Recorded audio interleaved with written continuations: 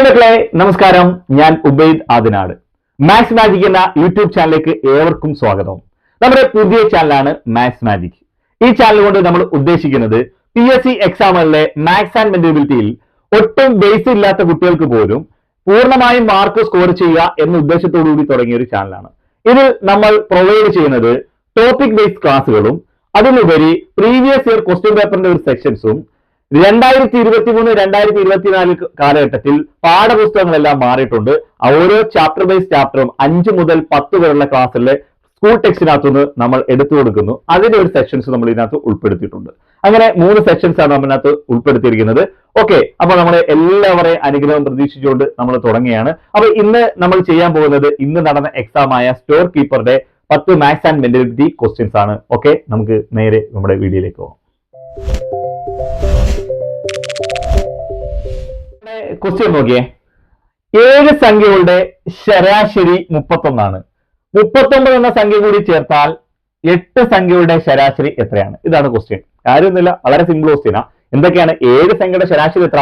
31. അതിൽ 39 എന്നൊരു സംഖ്യയുടെ കൂട്ടുമ്പോൾ 8ാമതൊരു സംഖ്യയുടെ വന്നു എങ്കിൽ ഈ 8 സംഖ്യയുടെ ശരാശരി എത്ര? ഇതാണ് ചോദിച്ചിരിക്കുന്നത്. നമ്മൾ ആദ്യം ചെയ്യേണ്ടത് ഈ 7 സംഖ്യകളുടെ തുക എത്രയാണെന്ന് കണ്ടുപിടിക്കണം. തുക കണ്ടുപിടിക്കണേ ശരാശരിയെ എണ്ണം കൊണ്ട് കുടിച്ചാൽ മതി. ശരാശരി എണ്ണം കൊണ്ട്. അപ്പൊ എത്ര ഉണ്ട്? ഇവിടെ നമ്മൾ സം കണ്ടുപിടിക്കാന്ന് വെച്ചാൽ ആവറേജ് ഇൻറ്റു നമ്പർ ആണ്. Average into number. അപ്പൊ നോക്കിയേ, ഇവിടെ ഒന്ന് ശ്രദ്ധിച്ചോളൂ. ഇവിടെ സം കണ്ടുപിടിക്കാൻ ആവറേജ് എന്ന് പറഞ്ഞാൽ ഓൾറെഡി ഒരു ക്വസ്റ്റ്യൻ അത് പറയുന്നുണ്ട് 31 എന്നാണ്. അപ്പൊ 31 ഇൻറ്റു എണ്ണം എത്ര? 7 എണ്ണമാണ്. 31 ഗുണം 7. 31 ഗുണം 7 ആണല്ലോ. നമുക്ക് 1 7 7 3 21. ഓക്കെ, 217 കിട്ടും. ഓക്കെ ആണല്ലോ.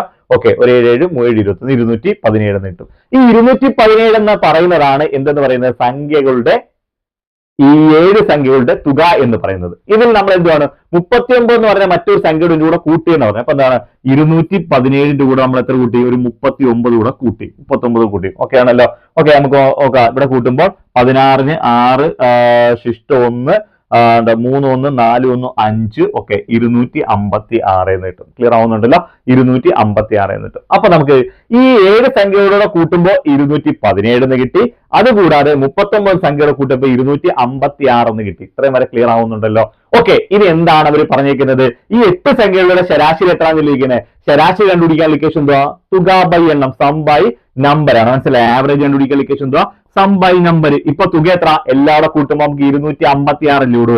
ഈ 256 എത്ര വെച്ചിരിക്കണം? എണ്ണം എത്ര? 8 അല്ലയോ? 8 വെച്ചിരിക്കണം. അപ്പൊ 3 8 24 ശിഷ്ട 1 8 16 32 ആണ്. നമ്മളപ്പോ പുതിയ ശരാശരി എന്ന് പറയുന്നത് എത്രയാണ്?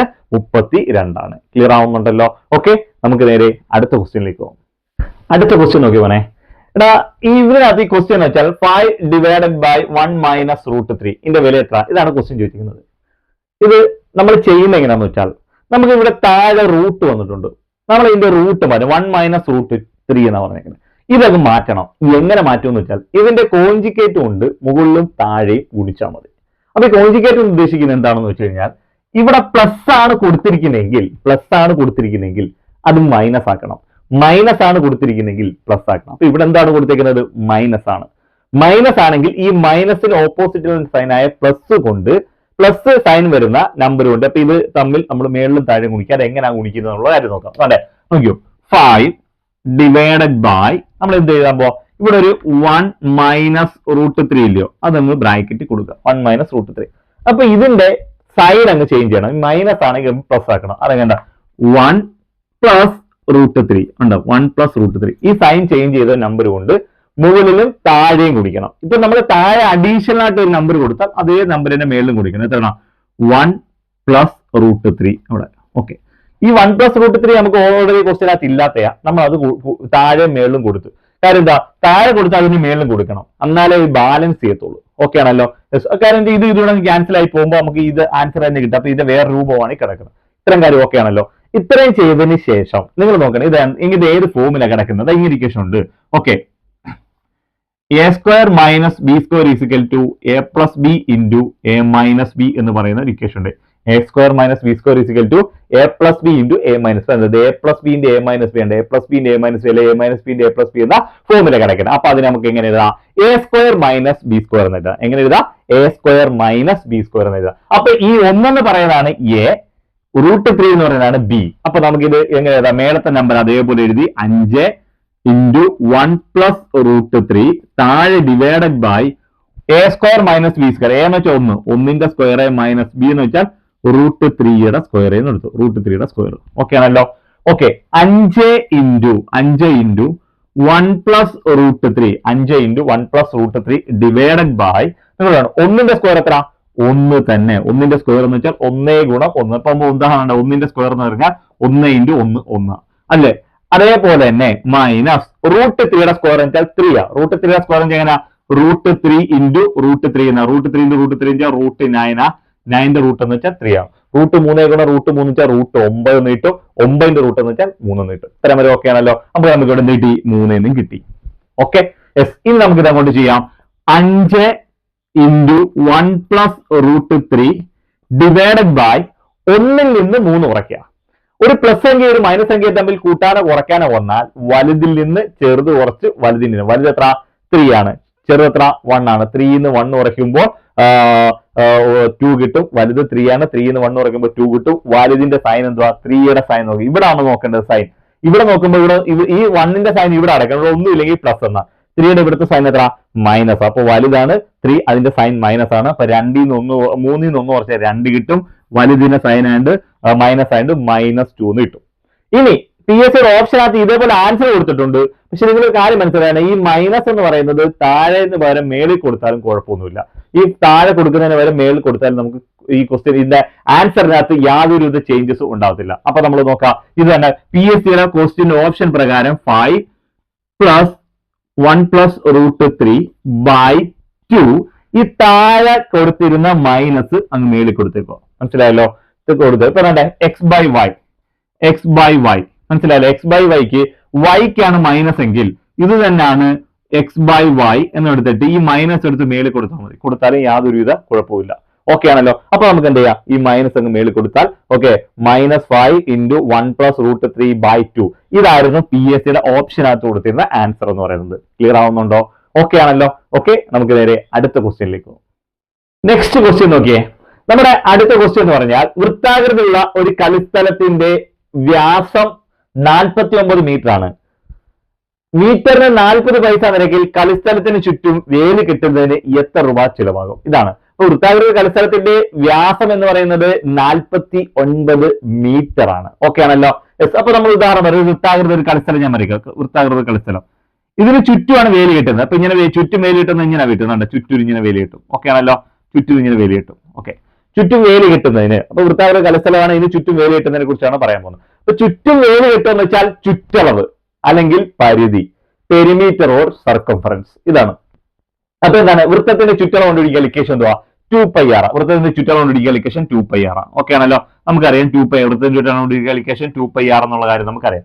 ഓക്കെ, ഇനി നമുക്ക് നോക്കാം ഇതിന്റെ വ്യാസം. വ്യാസം എന്ന് പറയുന്നതാണ് 49 മീറ്റർ. വ്യാസം എന്ന് പറയുന്നത് ഡയമീറ്ററിനെ കുറിച്ചാണ് പറഞ്ഞിരിക്കുന്നത്. ഓക്കെ, അപ്പൊ വ്യാസത്തിന്റെ പകുതിയാണ് ആരം. ആരം അല്ലെങ്കിൽ റേഡിയസ് എന്ന് പറയുന്നത്. ഓക്കെ, നമുക്ക് നോക്കാം. അപ്പൊ ഇവിടുത്തെ വ്യാസം എന്ന് പറയുന്നത് 49 മീറ്റർ ആണെങ്കിൽ ആരം എന്ന് പറയുന്നത് അതിന്റെ പകുതി ആയിരിക്കും. 49ന്റെ പകുതി മീറ്റർ എന്നങ്ങ് എടുക്കാം. കാര്യം അല്ലെ, ഇന്ന് വെട്ടി ചെറുതാക്കാൻ നിൽക്കേണ്ട, ഇതിനെ ഹരിക്കാൻ നിൽക്കേണ്ട. ഇങ്ങനെ 49ന്റെ പകുതി എന്ന് എടുക്കാം. ഇനി നമുക്ക് എന്താ ഇതിന്റെ ചുറ്റളവ് കൊണ്ടുപിടിക്കുക ഇക്വേഷൻ 2πr ആണല്ലോ. 2πr എന്ന് എഴുതാം. 2 × പൈയുടെ വാല്യൂ നമുക്ക് എന്ത് കൊടുക്കാം? 22/7 × ആരം എന്ന് പറഞ്ഞാൽ 49/2 എന്ന് കൊടുക്കാം. ഓക്കെ ആണല്ലോ? യെസ്. നമുക്ക് ഇവിടെ എന്ത് ചെയ്യാം? ഇത് വെട്ടാം. ഇത് ഇത്ര മീറ്റർ എന്നാണ്. വെട്ടാം. 177 77 49 77 49. ഈ 2ഉം ഈ 2 കൂടെ ക്യാൻസൽ ആയി പോകും. ഓക്കെ ആണല്ലോ? ഇനി നമുക്ക് എന്ത് എഴുതാം? അപ്പൊ ഇവിടുത്തെ ഇതിന്റെ ചുറ്റളവ് എന്ന് പറയുന്നത് 22 × 7 27 14 27 14 1 15 154 മീറ്റർ എന്ന് കിട്ടും. 154 മീറ്റർ എന്ന് കിട്ടും. 154 മീറ്റർ എന്ന് പറയുന്നത് ഈ പറയുന്ന 154 മീറ്റർ എന്ന് പറയുന്നത് ഇതിന്റെ ചുറ്റളവാ.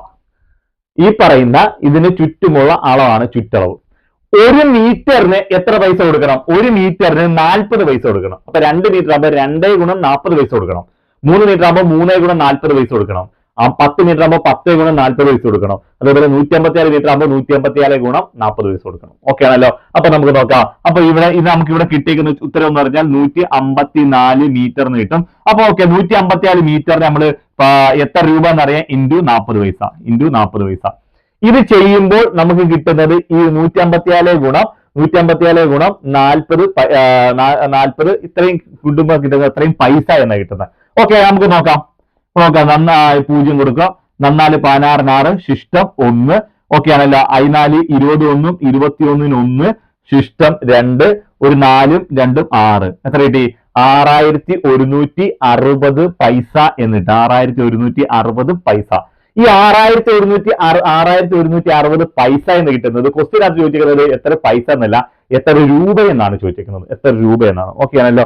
ഓക്കെ, അപ്പൊ നമുക്ക് എന്താണ് 1 രൂപ എന്ന് പറയുന്നത് 1 രൂപ എന്ന് പറയുന്നത് 100 പൈസയാണ്. 1 രൂപ എന്ന് പറയുന്നത് 100 പൈസ. അപ്പൊ എന്താ, ഈ പൈസയെ രൂപയിലേക്ക് മാറ്റണം. പൈസയെ രൂപയിലേക്ക് മാറ്റാൻ 6160 ഡിവൈഡഡ് ബൈ 100. ഈ 0 വെട്ടാം. ഒരു 0 വെട്ടിപ്പോയി. ഇനി ഒരു സംഖ്യ 10 വെച്ചിരിക്കുക. ഒരു സ്ഥാനം ഇടത്തേക്ക് മാറ്റി പോയിന്റ് കൊടുത്താൽ മതി. 61.6 രൂപ എന്നിട്ട് അത്.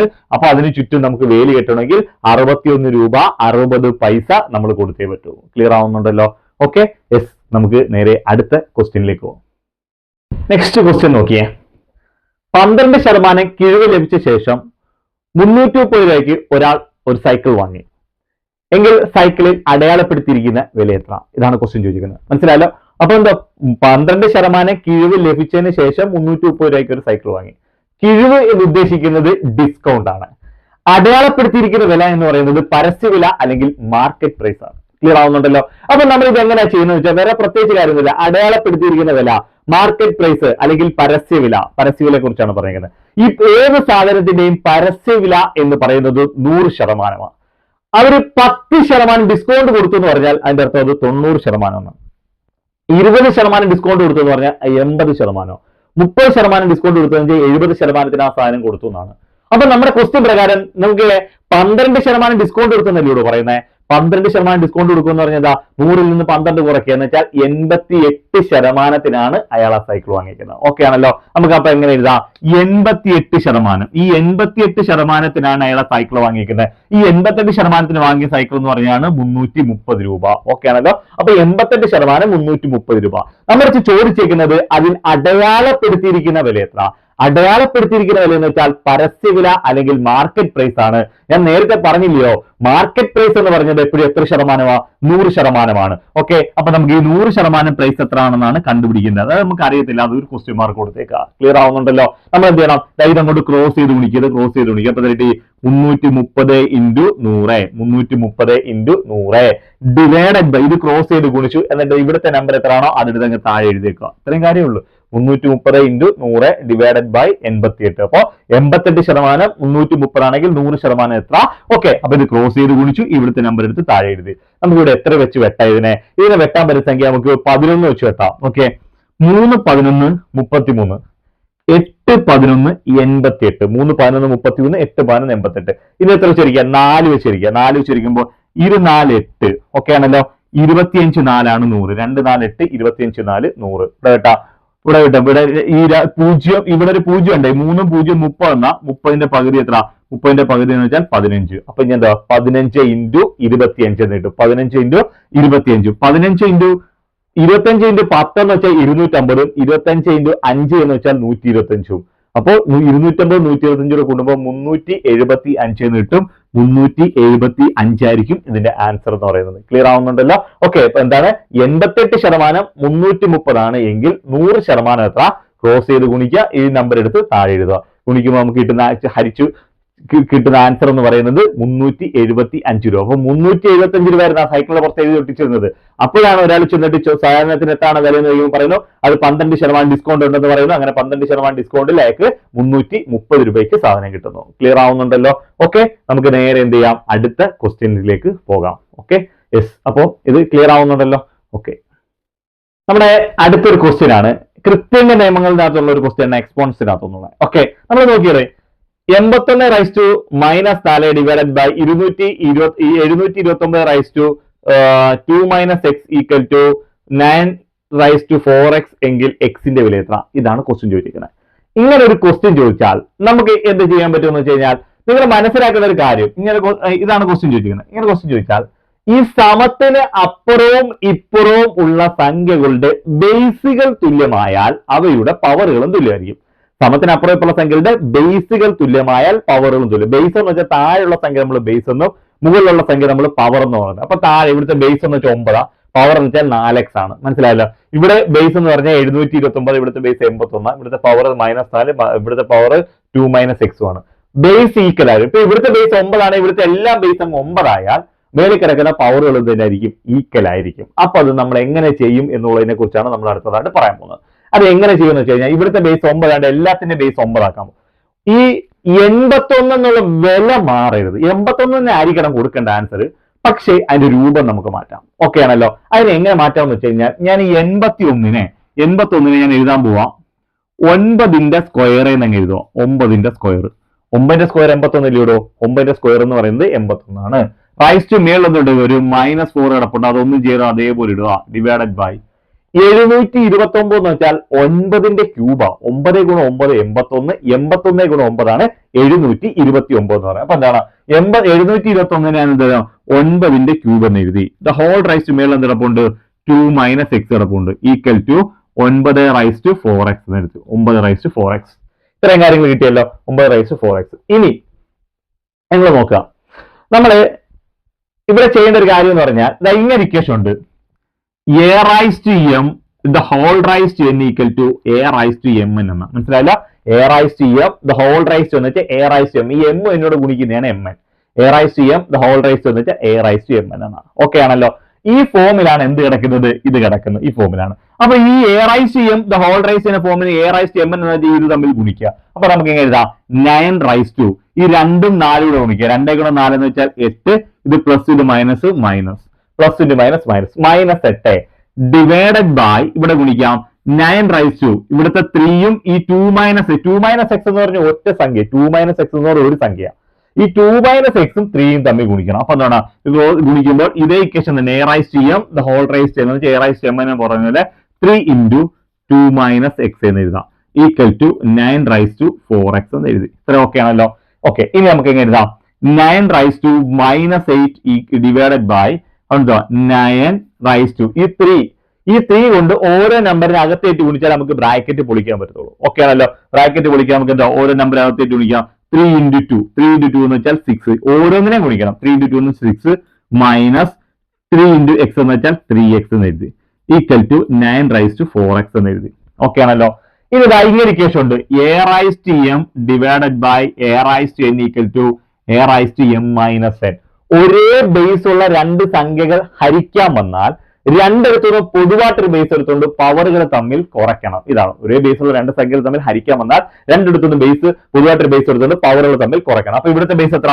9, ഇവിടുത്തെ ബേസ് എത്ര? 9. ഒരേ ബേസുള്ള രണ്ട് സംഖ്യകൾ ഹരിക്കാൻ വന്നേക്കോ രണ്ടിടത്തുനിന്ന് പൊതുവായിട്ട് ബേസായ 9 എടുത്തുകൊണ്ട് മേലെ കിടക്കുന്ന പവറായ -8 നിന്ന് കുറയ്ക്കണം. -8 നിന്ന് കുറയ്ക്കണം. എന്ത് കുറയ്ക്കണം? 6 - 3x ആണ് കുറയ്ക്കേണ്ടത്. 6 - 3x. കാര്യം എന്താ? ഈ 6 - 3x എന്ന് പറയുന്നത് ഒറ്റ സംഖ്യയാണ്. നമ്മൾ എന്ത് രണ്ടിലൂടെ ഫോം ആയിട്ട് ഒരു ബ്രാക്കറ്റ് കൊടുത്തു. Equal to 9 raised to 4x എന്ന് കൊടുത്തു. 9 raised to 4x. ഇതിന്റെ ബാലൻസ് നമുക്ക് അങ്ങോട്ട് ചെയ്യാം. Okay, 9 raised to -8. ഈ ബ്രാക്കറ്റ് പൊളിക്കണമെങ്കിൽ ബ്രാക്കറ്റ് വെളിയിൽ കിടക്കുന്ന മൈനസ് കൊണ്ട് ഓരോ നമ്പറിനെയും ഗുണിച്ചാലേ ബ്രാക്കറ്റ് പൊളിക്കാൻ പറ്റുള്ളൂ. അപ്പൊ ഈ മൈനസ് കൊണ്ട് ആദ്യം 6നെ ഗുണിക്കണം. 6ന്റെ സൈൻ എന്ന് വെച്ചാൽ പ്ലസ് ആണ്. അപ്പൊ എന്താ minus into plus minus 1 × 6 6. Okay ആണല്ലോ? ഓക്കെ, അടുത്തെന്തുവാ? ഇത് മൈനസ്, ഇത് മൈനസ്, ഇത് മൈനസ് ഇൻറ്റു മൈനസ് പ്ലസ് എത്ര കിട്ടി? 3x ഈക്വൽ ടു നമുക്ക് എന്ത് എഴുതാം? 9 raised to 4x എന്ന് എഴുതാം. 9 raised to 4x എന്ന് എഴുതാം. ഓക്കെ ആണല്ലോ? -6 - 8 നിങ്ങൾ നോക്കണം. -6 - 8 അല്ലെങ്കിൽ -8 - 6 ഒരേ ചിഹ്നങ്ങളാണെങ്കിൽ കൂട്ടിയിട്ടാതെ. ഇപ്പൊ എന്താണ്? +8 + 6 നമ്മൾ എന്താ 8 6 കൂടുമ്പോൾ 14 പ്ലസ് 14 എന്നില്ല അല്ലെ? 8 6 കൂടുമ്പോൾ 14. എന്നുവെച്ചാൽ 8ന്റെ ചിഹ്നം പ്ലസ് 6ന്റെ ചിഹ്നം പ്ലസ്. അതേപോലെ തന്നെ ഈ 8ന്റെ ചിഹ്നവും മൈനസ് 6ന്റെ സൈനും മൈനസ് ആണെങ്കിൽ രണ്ടും കൂടെ കൂട്ടിയിട്ട് ഒരേ സൈനം കൊടുത്തത്. അപ്പൊ നമുക്ക് നോക്കിയാൽ 9 raised to 8 -8 -6 കൂടെ കൂടുമ്പോൾ -14 plus 3x equal to 9 raised to 4x എന്ന് എഴുതി. ഓക്കെ ആണല്ലോ. ഇനി നിങ്ങൾ നോക്കിയേ, സമത്തിന് അപ്പുറം ഇപ്പുറമുള്ള സംഖ്യകളുടെ ബേസുകൾ തുല്യമല്ലേ? ഇവിടുത്തെ ബേസ് 9, ഇവിടുത്തെ ബേസ് 9. സമത്തിന് അപ്പുറം ഇപ്പുറമുള്ള സംഖ്യകളുടെ ബേസുകൾ തുല്യമായാൽ മുകളിൽ കിടക്കുന്ന പവറുകളും തുല്യമായിരിക്കും. അതിനാണ് നമ്മൾ ബേസുകൾ തുല്യമാക്കാൻ നമ്മൾ ഇത്രയും കഷ്ടപ്പെട്ട് ഇവിടെ വരെ ഇങ്ങനെ എഴുതിയത്. ഓക്കെ, ഇവിടുത്തെ എല്ലാ 81നെ 9 സ്ക്വയർ എന്നും 279 9 ക്യൂബ് എന്നും എല്ലാം ആക്കി എഴുതിയത് അപ്പുറം ഇപ്പുറമുള്ള ബേസുകൾ തുല്യമാക്കി എടുക്കാൻ. അപ്പൊ ഇവിടെയും ബേസ് 9, ഇവിടുത്തെ ബേസ് 9, ബേസുകൾ തുല്യമായ മുകളിലത്തെ പവറുകളും തുല്യമായിരിക്കും. മേളിൽ കിടക്കുന്ന പവറായ -14 + 3x = 4x എന്ന് കിട്ടി. ഓക്കെ ആണല്ലോ. നമുക്ക് എന്ത് ചെയ്യാം, ഈ -3 അല്ലെ +3x നമുക്ക് എന്ത് ചെയ്യാം, സമത്തിന് അപ്പുറം പോകുമ്പോൾ -3x എന്നാവും. അപ്പൊ എന്താ, -14 = 4x + 3x അപ്പുറത്തുമ്പോൾ -3x എന്നാവും. -14 = 4x-ൽ നിന്ന് 3x കുറച്ചാൽ 1x. 4x-ൽ നിന്ന് 3x കുറച്ചാൽ 1x. 1x എന്ന് വെച്ചാൽ x. അപ്പോൾ എക്സിന്റെ വാല്യൂ എത്ര കിട്ടിയോ? -14 എന്നുള്ള ഉത്തരം കിട്ടി. ക്വസ്റ്റ്യൻ ചോദിച്ചിരിക്കുന്നത് എക്സിന്റെ വില എത്ര എന്നാണ് ചോദിച്ചിരിക്കുന്നത്. എക്സിന്റെ വില -14 എന്ന് കിട്ടും. ക്ലിയർ ആവുന്നുണ്ടോ? ഓക്കെ, നമുക്ക് നേരെ അടുത്ത ക്വസ്റ്റ്യനിലേക്ക് പോകാം. നെക്സ്റ്റ് ക്വസ്റ്റ്യൻ നോക്കിയേ. രണ്ട് സംഖ്യകളുടെ ലസാഗുവും ഉസാഗയും യഥാക്രമം 108ഉം 9ഉമാണ്. അവയിൽ ഒരു സംഖ്യ 27 ആയാൽ രണ്ടാമത്തെ സംഖ്യ എത്ര? ഇതാണ് ക്വസ്റ്റ്യൻ ചോദിച്ചിരിക്കുന്നത്. ഇന്നത്തെ കാര്യമൊന്നുമില്ല. അപ്പൊ നോക്കിയേ, രണ്ട് സംഖ്യകളുടെ ലസാഗു ഉസാഗു എന്ന് പറയുന്നത് 108ഉം 9ഉമാണ്. രണ്ട് സംഖ്യയിൽ ഒരു സംഖ്യ 27 ആണ് എങ്കിൽ രണ്ടാമത്തെ സംഖ്യ എത്ര? അപ്പൊ LCM HCF തന്നിട്ടുണ്ട്. ഓക്കെ, നമുക്ക് നോക്കാം. LCM എന്ന് പറയുന്നത് എത്രയാണ്? 108ഉം. അതേപോലെ തന്നെ HCF എന്ന് പറയുന്നത് എത്ര? 9ഉമാണ്. അതിൽ ഫസ്റ്റ് നമ്പർ പറയുന്നുണ്ട്. ഫസ്റ്റ് നമ്പർ എന്ന് പറയുന്നത് എത്രയാണ്? 27 ആണ്. ഓക്കെ ആണല്ലോ. സെക്കൻഡ് നമ്പർ എത്ര? ഇതാണ് ക്വസ്റ്റ്യൻ ചോദിക്കുന്നത്. ഓക്കെ ആണല്ലോ, സെക്കൻഡ് നമ്പർ. അപ്പൊ നമുക്ക് നോക്കാം. നിങ്ങൾ ഇവിടെ ഒരു ഒറ്റ കാര്യം മാത്രം ആലോചിക്കുക. ഫസ്റ്റ് നമ്പറും സെക്കൻഡ് നമ്പറും തമ്മിൽ ഗുണിക്കുന്നതും അവയുടെ LCM-ഉം HCF-ഉം തമ്മിൽ ഗുണിക്കുമ്പോഴും ഒരു ഉത്തരം തന്നെ കിട്ടുന്നത്. ഫസ്റ്റ് നമ്പറും സെക്കൻഡ് നമ്പറും തമ്മിൽ ഗുണിക്കുമ്പോഴും അവയുടെ LCM-ഉം HCF-ഉം തമ്മിൽ ഗുണിക്കുമ്പോഴും കിട്ടുന്നത് ഒരേ നമ്പർ, ഒരേ ഉത്തരം തന്നെ. അപ്പൊ നോക്കിയാണെ, first number into second number = LCM into HCF. Okay, first നമ്പറും സെക്കൻഡ് നമ്പറും തമ്മിൽ ഗുണിക്കുന്നത് അവയുടെ LCM HCF തമ്മിൽ ഗുണിക്കുന്നത് ഒരു ഉത്തരം തന്നെ. ഉദാഹരണം ശരിയാണെന്ന് നോക്കാം. രണ്ട് സംഖ്യ തരാം, 10 15. രണ്ട് സംഖ്യകൾ 10 15. ഇവയുടെ LCM ഒന്ന് കണ്ടേ, 10ന്റെ 15ന്റെ LCM ഒന്ന് കണ്ടേ. ഓക്കെ, 5 വെച്ചിരിക്കുമ്പോൾ 2 5 10 3 5 15. ഇവിടെ LCM എന്ന് പറയുന്നത് 5 × 2 × 3 = 30 കിട്ടി. ഇവിടെ HCF എന്ന് പറയുന്നത് എത്ര കിട്ടി? 5 എന്നും കിട്ടി.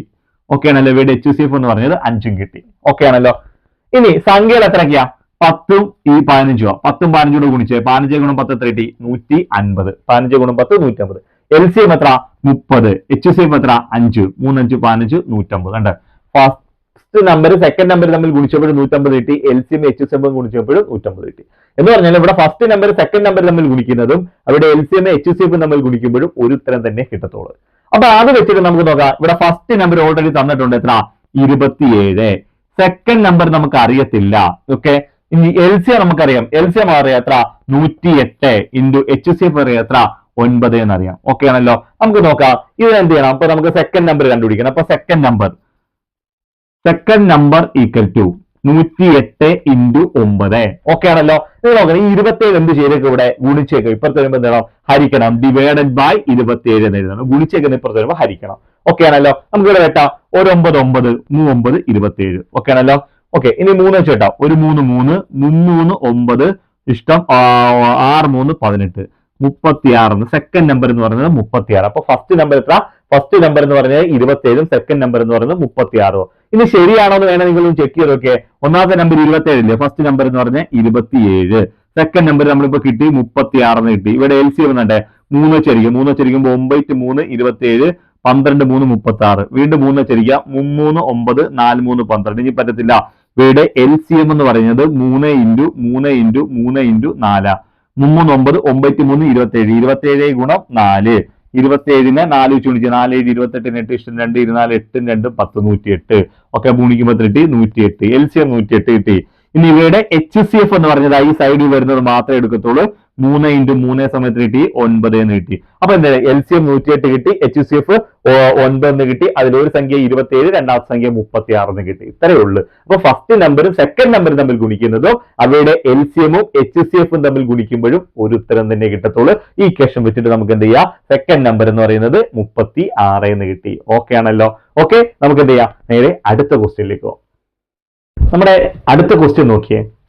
ഇന്ന് തിങ്കളാഴ്ചയാണെങ്കിൽ 75 ദിവസങ്ങൾക്ക് ശേഷമുള്ള ദിവസമാണ്. ഇന്ന് തിങ്കളാഴ്ചയാണെങ്കിൽ 75 ദിവസങ്ങൾക്ക് ശേഷം ആഴ്ചയിലെ ഏത് ദിവസമായിരിക്കും? അപ്പൊ 75 ദിവസം കഴിയുമ്പോൾ ഉള്ള ദിവസമാണ് നമുക്ക് വേണ്ടത്.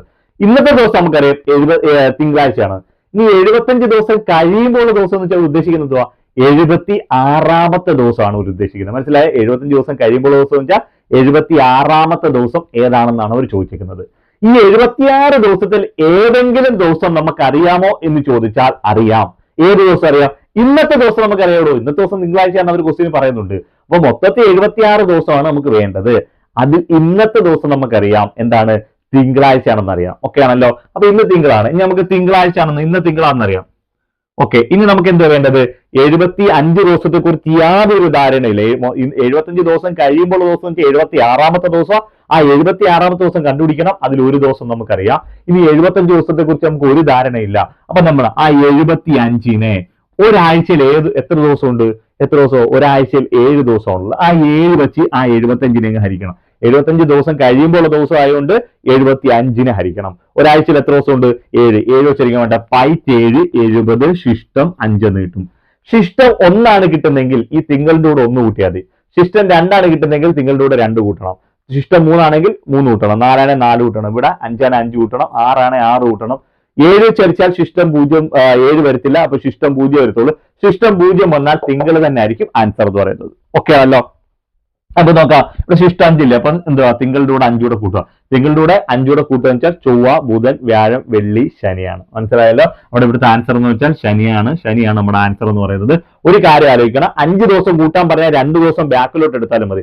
5 2 വലിയ 7. അപ്പൊ എന്താ, തിങ്കളിൽ നിന്ന് 2 കുറച്ചാലും മതി. ഞായർ, ശനി അങ്ങനെ കിട്ടും. മനസ്സിലായോ? എങ്ങനെയായാലും കുഴപ്പമൊന്നുമില്ല. നമ്മുടെ ആൻസർ എന്ന് പറഞ്ഞത് ശനിയാഴ്ചയാണ് നമ്മുടെ ആൻസർ. ക്ലിയർ ആവുന്നുണ്ടല്ലോ. ഒരു കാര്യം ആലോചിക്കണം, 75 ദിവസം കഴിയുമ്പോൾ ദിവസം എന്ന് ചോദിച്ചുകൊണ്ടാണ് നമ്മൾ 75നെ അയച്ചത്.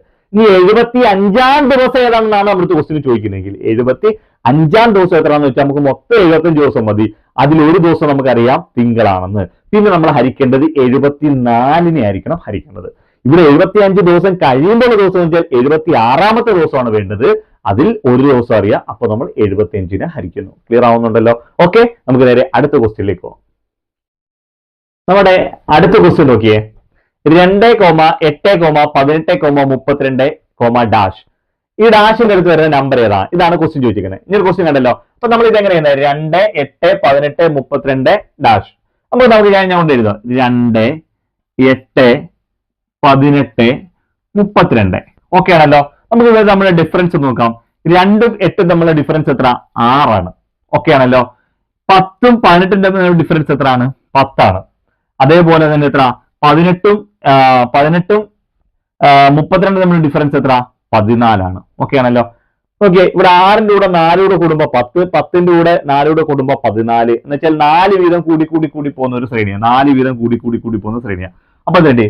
6ന്റെ കൂടെ 4 കൂട്ടി 10, 10ന്റെ കൂടെ 4 കൂടെ കൂട്ടി 14. അപ്പൊ 14ന്റെ കൂടെ അടുത്ത് 4 കൂടെ കൂട്ടണം. 14 + 4 = 18 ആയിരിക്കണം ഇവിടെ വരുന്നത്. ഇവിടെ വരുന്നത് 18 എന്ന് വെച്ചാൽ 18 കൂടെ ഇതിന്റെ കൂടെ കൂട്ടിയാണ്. എന്നുണ്ട് ഈ 6ഉം 2 കൂടെ കൂട്ടിയിട്ടാണ് 8 എഴുതിയിരിക്കുന്നത്. 10ഉം 8 കൂടെ കൂട്ടിയിട്ടാണ് 18 എഴുതിയിരിക്കുന്നത്. 14ഉം 18 കൂട്ടിയിട്ടാണ് 32 എഴുതിയിരിക്കുന്നത്. അപ്പൊ എന്താ 18ഉം എത്രയാണ്? 32 കൂടെ കൂട്ടണം. 18 32 കൂടെ കൂട്ടിയിട്ട് വേണം നമുക്ക് ഇവിടെ എഴുതാൻ. 18 + 32 = 50 എന്നുള്ള ഉത്തരം കിട്ടും. എത്ര കിട്ടും? 50. അപ്പൊ 18ഉം 32 കൂടെ കൂട്ടുമ്പോൾ എത്ര കിട്ടി?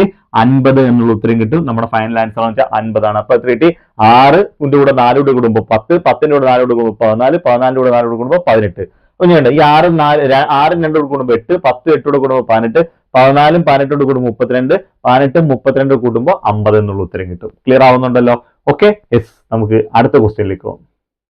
നമ്മുടെ അടുത്ത ക്വസ്റ്റ്യൻ നോക്കിയേ. അടുത്ത ക്വസ്റ്റ്യൻ A729, G343, -S27. അടുത്ത ഇപ്പൊ ഡാഷിന്റെ അടുത്ത് വരുന്ന നമ്പർ ഏതാണെന്ന് ചോദിച്ചേക്കുന്നത്. നമുക്ക് നോക്കാം. ഇവിടെ എന്തെങ്കിലും ഇതിനെന്തൊരു കോമൺ ആയിട്ട് എന്തെങ്കിലും ഒരു ഫാക്ടർ ഉണ്ടോ? നോക്കി.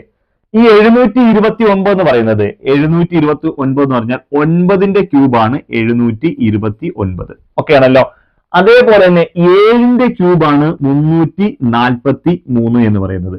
അതേപോലെ 27 എന്ന് പറയുന്നത് 3ന്റെ ക്യൂബാണ്. മനസ്സിലായല്ലോ, 3ന്റെ ക്യൂബാണ് 3ന്റെ ക്യൂബാണ് 27 എന്ന് പറയുന്നത്. 27. അപ്പൊ നോക്കിയേ, 9ന്റെ ക്യൂബ് 7ന്റെ ക്യൂബ്, അപ്പൊ ഇതിന്റെ ഇടയ്ക്ക് വരുന്ന ഒരു ഒറ്റ 9 7, അടുത്ത എത്ര ആയിരിക്കും? ഒരു 5 ആയിരിക്കും വരുന്ന, 5. ഓക്കെ ആണല്ലോ. അപ്പൊ 5ന്റെ ക്യൂബ് എന്ന് പറയുമ്പോൾ 125. ഇപ്പൊ നിങ്ങൾ ഓക്കെ, 3ന്റെ ക്യൂബ്, 5ന്റെ ക്യൂബ്, 7ന്റെ ക്യൂബ്, 9ന്റെ ക്യൂബ് എന്നൊരു ഓർഡർ കിട്ടിയില്ലേ? അല്ലെ, 9 7 5 3 ഈ ഒരു ഓർഡർ കിട്ടും. അപ്പോൾ ഇവിടെ വരാൻ പോകുന്ന സംഖ്യ എന്ന് പറയുന്നത് 5ന്റെ ക്യൂബ് ആയിരിക്കും. 5ന്റെ ക്യൂബ് എന്ന് വെച്ചാൽ 125 എന്ന് കിട്ടും. 125 കിട്ടി. ഇനി നിങ്ങൾ നോക്കിയാൽ ഇവിടെ വരുന്ന നമ്പറുകൾ, ഇവിടെ ഒരു നമ്പർ കൊടുത്തിട്ടുണ്ട്. അതിൽ ഏത് നമ്പറാ വരുന്നത് നോക്കിയാ, എ കഴിഞ്ഞിട്ട് നോക്കിയേ, എ കഴിഞ്ഞ B C D E F G, 6 number കൊടുക്കുമ്പോൾ ജി കിട്ടുന്നത്. നമുക്ക് നോക്കാം, അടുത്ത ജി കഴിഞ്ഞിട്ട് 6 നമ്പർ കൂട്ടി നോക്കാം. G H I J K L M, M ആകുമ്പോൾ ഒരു 6 ലെറ്റർ കൂടെ. അപ്പൊ എന്ത് കിട്ടി? അപ്പൊ നമുക്ക് എന്ത് കിട്ടി? അപ്പൊ 125 ഇവിടെ എം കൊടുത്ത്, എം. ഇനി എം കഴിഞ്ഞിട്ട് ഒരു 6 ലെറ്റർ കൂടെ കൂട്ടി നോക്കാം. എം കഴിഞ്ഞിട്ട് N O P Q R S ഉണ്ട്, എസ് ഉണ്ട്. ഓക്കെ, അപ്പൊ കറക്റ്റാ. 6 ലെറ്റർ വീതം കൂട്ടി. ഇവിടുന്ന് ഓരോ ഇത് കഴിഞ്ഞിട്ട് ഓരോ 6 ലെറ്റർ വീതം കൂട്ടി. എന്ന് വെച്ചാൽ 7ാമത്തെ ലെറ്റർ വീതം വെച്ചാണ്. എ കഴിഞ്ഞിട്ട് 6 ലെറ്റർ കൂടെ കൂടും. A B C D E F G 6 letter, H I J K L M 6 letter. Okay, N O P Q R S 6 letter. Okay, അപ്പൊ ഇത് കറക്റ്റ് ആണ്. അപ്പൊ നമ്മുടെ ആൻസർ എന്ന് പറഞ്ഞാൽ എം 125 എന്നാണ്. എൻ 125 ഓപ്ഷനകത്തുണ്ട്, എം 125 ഓപ്ഷനകത്തുണ്ട്. അപ്പൊ എം 125 ആണ് നമ്മളുടെ ആൻസർ എന്ന് പറയുന്നത്. ക്ലിയർ ആവുന്നുണ്ടല്ലോ? ഓക്കെ, നമുക്ക് നേരെ അടുത്ത ക്വസ്റ്റ്യനിലേക്ക് പോകാം. നെക്സ്റ്റ് ക്വസ്റ്റ്യൻ നോക്കിയേ, നമ്മുടെ ലാസ്റ്റ് ക്വസ്റ്റ്യൻ ആണ്. 7 പ്ലസ് 0.7 പ്ലസ് 0.007 പ്ലസ് 0.0007 എത്ര? ഇതാണ് ക്വസ്റ്റ്യൻ ചെയ്യുന്നത്. കാര്യമൊന്നുമില്ല, വളരെ സിമ്പിളാ. ആദ്യം നമുക്ക് എങ്ങനെ 7 എഴുതാം. 7 എഴുതി. അടുത്ത എത്ര? 0.7 എഴുതി. അടുത്ത എന്താ? 0.007 0.007. അടുത്ത എത്ര എഴുതി? 0.0007. ഇതാണല്ലോ. Okay, yes. ഇതൊന്നും ഒന്നുമില്ലാണ്ടേ 7 എഴുതി. ഇതാ ഇവിടെയുണ്ട് 7 എഴുതി. ഇവിടെ 0 ഉണ്ട്. അവിടെ ഇവിടുത്തെ നോക്കിയേ, ഇവിടെ പോയിന്റ് കഴിഞ്ഞിട്ട് ആദ്യത്തെ സംഖ്യ, രണ്ടാമത്തെ സംഖ്യ, മൂന്നാമത്തെ സംഖ്യ, 4. ഇപ്പൊ 4 സംഖ്യയുടെ മണ്ടയ്ക്ക് ഒന്നും ഇല്ല. അപ്പൊ നമ്മൾ 7 എഴുതി. വേണേ നമുക്ക് നിങ്ങൾക്ക് ഇത് എല്ലാ ഭാഗവും ഒന്ന് തേക്കാൻ, കൺഫ്യൂഷൻ ആവും. പരീക്ഷകളിൽ പോകുമ്പോൾ കൺഫ്യൂഷൻ ആവും എന്നുള്ളവർക്ക് എന്താ, ഇവിടെ ഒരു 0 കൊടുക്കും. ഇവിടെ പോയിന്റ് കഴിഞ്ഞാൽ 4 സംഖ്യ, ഇവിടെ 4 സംഖ്യ. ഇവിടെ പോയിന്റ് കഴിഞ്ഞാൽ എത്ര സംഖ്യ? ഒരെണ്ണേ ഉള്ളൂ. അപ്പം 4 എണ്ണം തയ്ക്കുക, ഒരു 3 0 കൊടുത്തു. ഓക്കെ, അപ്പൊ 4 എണ്ണമായി. അപ്പോൾ ഇവിടെ 4 എണ്ണം ഉണ്ട്, ഇവിടെ 3 എണ്ണേ ഉള്ളൂ. അപ്പൊ തയ്ക്കാൻ വേണ്ടി നമ്മൾ ഒരു 0 കൊടുത്തു, 4 എണ്ണമായി. ഇവിടെ ഒരെണ്ണേ ഉള്ളൂ, തയ്ക്കാൻ വേണ്ടി 4 എണ്ണം തയ്ക്കാൻ ഒരു 3 0 കൊടുത്തു. ഓക്കെ ആണല്ലോ. ഇവിടെ പോയിന്റ് കഴിഞ്ഞ സംഖ്യ ഒന്നും ഇല്ല, അതുകൊണ്ട് നമ്മൾ ഒരു 4 0 നമ്മളും കൊടുത്തു. ഓക്കെ, കഴിഞ്ഞ നേരം പോയിന്റ് കഴിഞ്ഞ അവസാനം വരുന്ന പൂജ്യങ്ങൾക്കൊന്നും വിലയില്ലാത്തതുകൊണ്ട് നമ്മൾ എന്ത് ചെയ്യും? നിങ്ങൾക്ക് എഴുതാനുള്ള എളുപ്പത്തിന് വേണ്ടി അങ്ങ് എഴുതുക. ഓക്കെ, ഇവിടെ എല്ലാം ഉണ്ട്. നോക്കാം, 0 പ്ലസ് 0 പ്ലസ് 0 പ്ലസ് 7. അടുത്തത് 0 പ്ലസ് 0 പ്ലസ് 7 പ്ലസ് 0 എന്ന് വെച്ചാൽ 7. അടുത്തുണ്ട് ഇവിടെ ഒന്നുമില്ല, എല്ലാവരും കൂട്ടുമ്പോൾ 0 തന്നെ കിട്ടത്തുള്ളൂ. ഓക്കെ, അപ്പൊ ഇതെല്ലാം കൂട്ടുമ്പോൾ 7 കിട്ടി പോയിന്റ്. എല്ലാവരും കിട്ടും, 7 0 കൂട്ടുമ്പോൾ 7 എന്നുള്ള ഉത്തരം കിട്ടും. അപ്പൊ നമ്മുടെ ആൻസർ എന്ന് വെച്ചാൽ 7.7077 എന്നുള്ള ആൻസർ ആയിരിക്കും നമുക്ക് ഇവിടെ കിട്ടുന്നത്. വളരെ സിമ്പിൾ ആയിട്ടുള്ള ക്വസ്റ്റ്യൻ ആണ്, കാര്യമൊന്നുമില്ല. ഇപ്പൊ ഒറ്റ കാര്യം ആലോചിക്കുക, പോയിന്റ് കഴിഞ്ഞിട്ട് അപ്പുറത്തോട്ട് എത്ര സ്ഥാനം ഉണ്ടോ അത്രയും സ്ഥാനം തികയാതെ വരുവാണെങ്കിൽ ഒരു 0 ഇട്ട് കൊടുക്കാമെങ്കിൽ നമുക്ക് കറക്റ്റ് ഓർഡറിൽ ഇതേപോലെ എഴുതിയെടുക്കാൻ പറ്റും. ക്ലിയർ ആവുന്നുണ്ടല്ലോ? ഓക്കെ, അപ്പം ഈ നമ്മുടെ 10 മാത്സ് ആൻഡ് മെന്റൽ ക്വസ്റ്റ്യൻ ഇവിടെ അവസാനിച്ചിരിക്കുകയാണ്. ഓക്കെ, അപ്പോൾ ഇന്ന് പഠിപ്പിച്ച 10 മാത്സ് ആൻഡ് മെന്റൽ ക്വസ്റ്റ്യൻ നിങ്ങൾക്ക് മനസ്സിലായി കാണുമെന്ന് വിശ്വസിക്കുന്നു. കൂടുതൽ വീഡിയോകളുമായി നമ്മൾ അടുത്ത ദിവസങ്ങളിൽ വരുന്നതായിരിക്കും. അപ്പൊ നിങ്ങൾ പഠിപ്പിച്ച എല്ലാവർക്കും മനസ്സിലായി കാണുമെന്ന് വിശ്വസിക്കുന്നു. നിങ്ങൾ അതിന്റെ കമന്റുകളെല്ലാം താഴെ രേഖപ്പെടുത്തുക. നിങ്ങളുടെ എല്ലാവരുടെയും അഭിപ്രായങ്ങൾ രേഖപ്പെടുത്തുക. കൂടുതൽ വീഡിയോസ് വേണമെന്നുണ്ടെങ്കിലും നിങ്ങൾക്ക് ക്ലാസ്സുകൾ ഇഷ്ടപ്പെട്ടിട്ടുണ്ടെങ്കിലും പരമാവധി അത് നിങ്ങൾ അറിയിക്കുകയും മറ്റുള്ളവരിലേക്ക് ഇത് എത്തിക്കുകയും ചെയ്യുക. നിങ്ങളുടെ ഓരോരുത്തരുടെ സപ്പോർട്ടാണ് നമ്മുടെ വിജയം എന്ന് പറയുന്നത്. ഓക്കെ, നമുക്കപ്പോൾ അടുത്തൊരു വീഡിയോയുമായി വീണ്ടും കാണാം. Okay, by.